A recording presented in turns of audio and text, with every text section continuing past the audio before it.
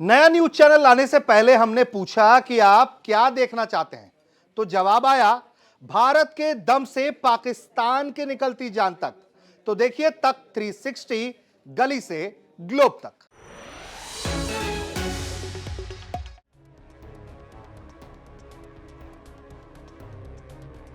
दुनिया इस वक्त एक बेहद खतरनाक मोड़ पर खड़ी है। जिस तरह डोनाल्ड ट्रंप एक के बाद एक देशों पर दबाव बना रहे हैं, अब वो सिर्फ टैरिफ या धमकियों तक सीमित नहीं रह गए। अब बात हो रही है सीधे कब्जे की, सैन्य कार्रवाई की और विश्व युद्ध जैसी स्थिति की। वेनेजुएला के संसाधनों पर नजर डालने के बाद अब ट्रंप की अगली नजर पड़ी है दुनिया के सबसे बड़े द्वीप ग्रीनलैंड पर। ग्रीनलैंड भले ही बर्फ से ढका हो, लेकिन इसके नीचे छुपा है दुर्लभ खनिज, तेल और गैस, आर्कटिक पर रणनीतिक नियंत्रण और भविष्य की वैश्विक सत्ता की चाबी। इसलिए ग्रीनलैंड आज अमेरिका, रूस और यूरोप के बीच टकराव का सबसे बड़ा केंद्र बन चुका है। हाल ही में डोनाल्ड ट्रंप ने एक ऐसा बयान दिया जिसने पूरी दुनिया को हिला कर रख दिया। ट्रंप ने साफ कहा, अगर अमेरिका ग्रीनलैंड को शांति से हासिल नहीं कर पाया तो फिर मुश्किल तरीकों का इस्तेमाल किया जाएगा। अब मुश्किल तरीकों का मतलब क्या है, ये जान लीजिए। मुश्किल तरीकों का मतलब है सैन्य कार्रवाई होगी, सेना उतारने की धमकी दी गई, संप्रभु देश की जमीन पर कब्जा करने के लिए ऐलान किया गया। यहीं से हालात और तेजी से बिगड़े। ग्रीनलैंड भले ही स्वायत्त क्षेत्र हो, लेकिन वो आधिकारिक रूप से डेनमार्क का हिस्सा है।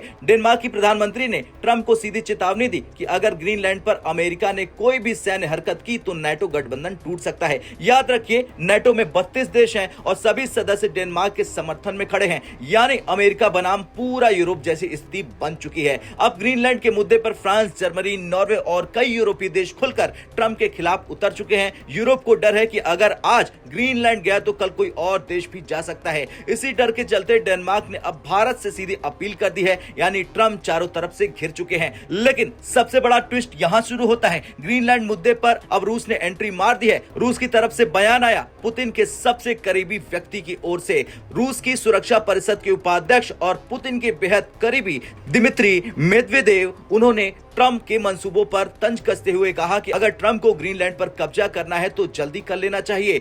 अब ये सुनकर आप सोच रहे होंगे कि ये मजाक लग रहा है, लेकिन असली धमाका इसके बाद हुआ। दिमित्री ने आगे कहा, ग्रीनलैंड में कभी भी अप्रत्याशित जनमत संग्रह हो सकता है और वहां लोग रूस में शामिल होने के लिए वोट कर सकते हैं। उन्होंने यहां तक कह दिया कि अगर अमेरिका देर करता है तो अमेरिकी झंडे में कोई नया सितारा नहीं जुड़ेगा, बल्कि रूस को अपना 90वां संघीय क्षेत्र मिल जाएगा, यानी ग्रीनलैंड रूस के नक्शे से जुड़ सकता है। भले ही ये बयान मजाकिया लहजे में दिया हो, लेकिन इसका संदेश बेहद खतरनाक है। रूस ने साफ संकेत दे दिया है कि आर्कटिक क्षेत्र में अमेरिका अकेला नहीं है और अगर अमेरिका ने कोई गलत कदम उठाया तो रूस चुप नहीं बैठेगा। रूस पहले से ही आर्कटिक में एक नया सैन्य बेस बना रहा है, बड़े पैमाने पर युद्धाभ्यास कर रहा है, परमाणु पनडुब्बियां तैनात कर चुका है और नौसेना को हाई अलर्ट पर रखा गया है। हाल ही में रूस ने समुद्र में सबमरीन और युद्धपोत उतारे। ये सब देखकर ट्रंप की नींद उड़ चुकी है। अब ट्रंप ने खुद स्वीकार किया कि अगर अमेरिका ने कुछ नहीं किया तो रूस ग्रीनलैंड पर कब्जा कर सकता है। मैं रूस को अपना पड़ोसी नहीं बनने दूंगा।